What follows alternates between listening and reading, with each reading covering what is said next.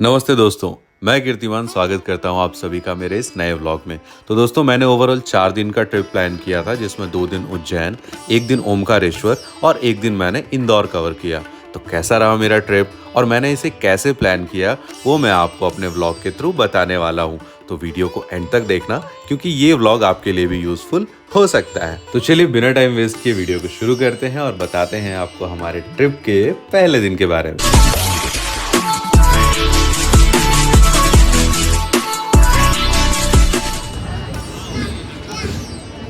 तो चूंकि दोस्तों मैं मुंबई से ट्रैवल कर रहा था, इसलिए मैंने इंदौर दोंड एक्सप्रेस ट्रेन पकड़ी, जो शाम के 7:50 पर वसई रोड से खुलती है।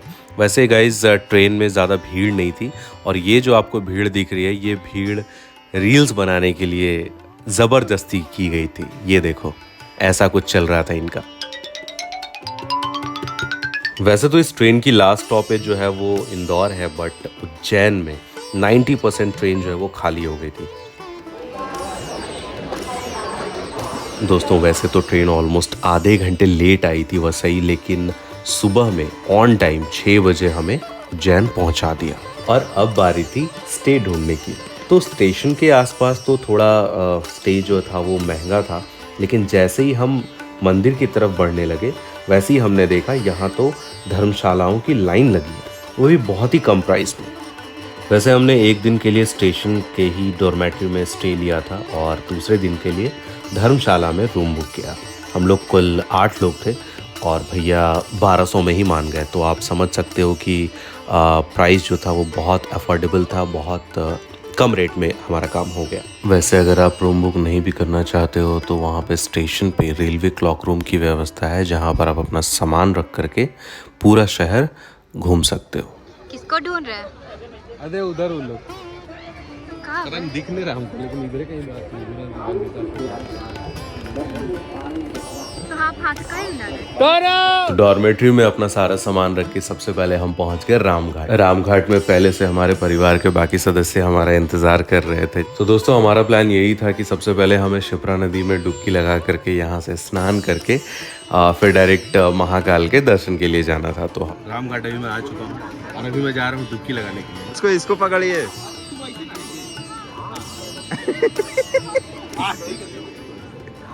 हाँ, उसको पकड़ लीजिएगा, नहीं तो डायरेक्ट तालाब में पहुंचिएगा।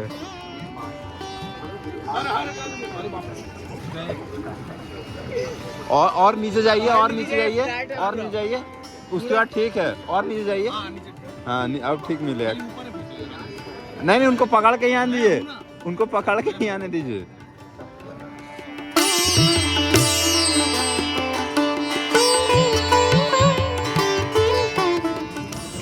गायब हो गए। अरे एक और कहाँ गए? अब मुझे समझ में आया कि यहाँ पे हाथ पकड़ के डुबकी लगाने के लिए क्यों कहा जाता है, क्योंकि अंदर में पूरा एकदम फिसलन, हाथ नहीं पकड़ोगे तो गिर जाओगे। हम लोग स्नान ध्यान कर चुके हैं, और अब हम लोग जा रहे हैं मंदिर दर्शन करने के लिए।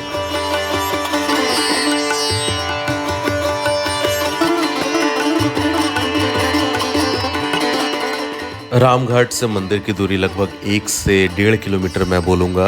उसमें भी हमने शॉर्टकट यूज़ किया, तो हमें थोड़ी सीढ़ी वगैरह भी चढ़नी पड़ी। मंदिर में जाने से पहले हमने प्रसाद ले लिया, और वहीं पे हमने अपना जूता चप्पल भी उतार कर रख दिया।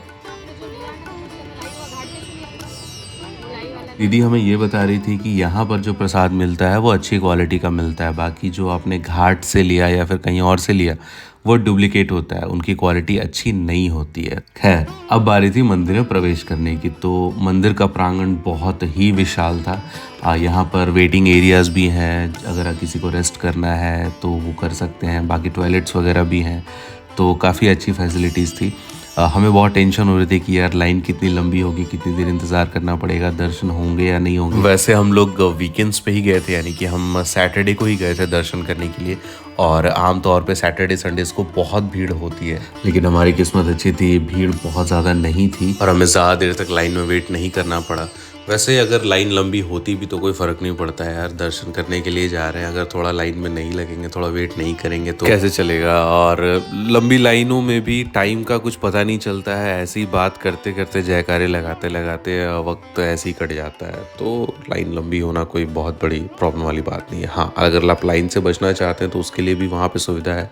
उसके लिए आपको 250 रुपीज़ पे करने होंगे, जिससे आपको शीघ्र दर्शन प्राप्त हो जाएंगे।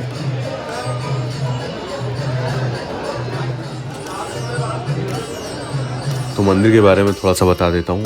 मंदिर एक परकोटे के भीतर स्थित है।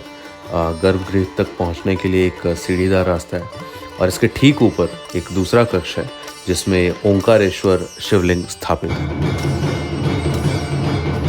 इसके अलावा आप वहाँ पर और भी अन्य ज्योतिर्लिंग के दर्शन भी कर सकते हैं। मंदिर से बाहर आते वक्त लड्डू प्रसाद काउंटर भी है, तो अगर आपने बाहर से प्रसाद मान लो आपने नहीं भी लिया है तो आप वहाँ से निकलते वक्त प्रसाद ले सकते हैं। महाकाल मंदिर से बाहर निकलते ही आपको श्री बड़े गणेश मंदिर जी के दर्शन करने ज़रूर जाना चाहिए। यहाँ स्थापित गणेश जी की मूर्ति विश्व की सबसे ऊंची गणेश प्रतिमाओं में से एक है और इस मूर्ति का निर्माण संगमरमर, सीमेंट या किसी अनोखे पत्थर से नहीं बल्कि मसालों से किया गया है। बड़े गणेश मंदिर में विराजित गणेश जी की इस भव्य मूर्ति को लेकर कहा जाता है कि इस मूर्ति को लगभग 115 साल पहले मंदिर में स्थापित किया गया था। प्रतिमा की स्थापना महर्षि गुरु महाराज सिद्धांत वागेश पंडित नारायण जी व्यास ने करवाई थी। भगवान श्री गणेश की इस मूर्ति में गुड़ और मेथी दानों का प्रयोग किया गया है। मंदिर से बाहर निकलते वक्त हमें एक धूप बत्ती और अगरबत्ती की दुकान दिखी, जहाँ पर महाकालेश्वर मंदिर के चढ़ाए गए फूलों से बने धूप बत्ती वो बेच रहे थे। कौन सा लेना? ये गुलाब है और ये वाला कमल है। कमल गुलाब। मंदिर के आसपास लगभग 1 किलोमीटर की रेंज में ऐसे बहुत सारे भंडारों का भी वहाँ पे व्यवस्था किया रहता है।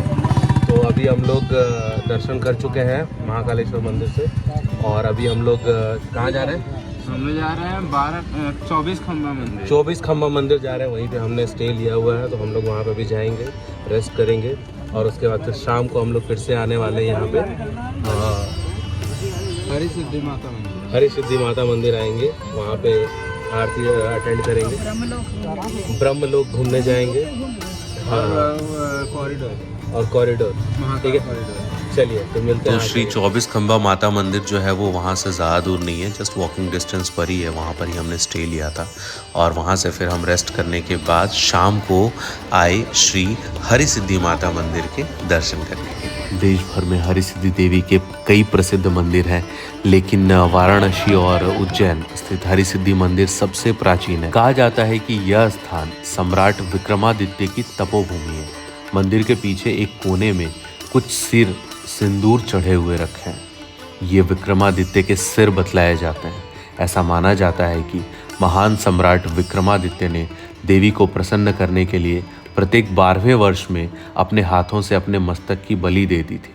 उन्होंने ऐसा 11 बार किया, लेकिन हर बार सिर वापस आ जाता था। 12वीं बार सिर नहीं आया तो समझा गया कि उनका शासन संपूर्ण हो गया है। हालांकि उन्होंने 135 वर्ष शासन किया था। उज्जैन की रक्षा के लिए आसपास देवियों का पहरा है, उनमें से एक हरिसिद्धि देवी भी है। कहते हैं कि यह मंदिर वहां स्थित है जहां सती के शरीर का अंश अर्थात हाथ की कोहनी आकर गिरी थी।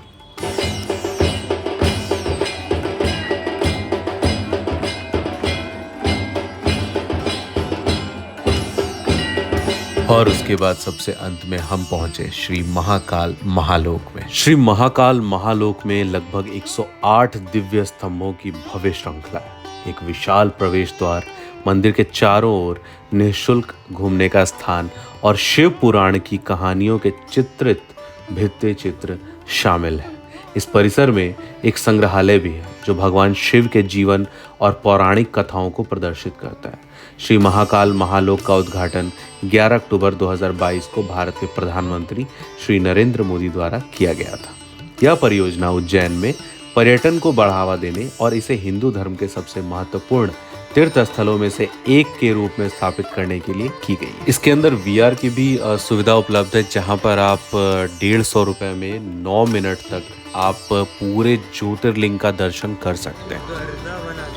अंदर फूड जोन की भी व्यवस्था है जहाँ पर आप भोजन भी कर सकते हैं और चाहें तो वहाँ पे थोड़ा रेस्ट भी कर सकते हैं। वैसे तो देखिए पार्क जो है वो सुबह 6 बजे से लेकर के रात के 9:30 बजे तक खुली रहती है, बट इसका असली मज़ा जो है वो रात में ही आता है जब इसकी लाइट्स जलती हैं।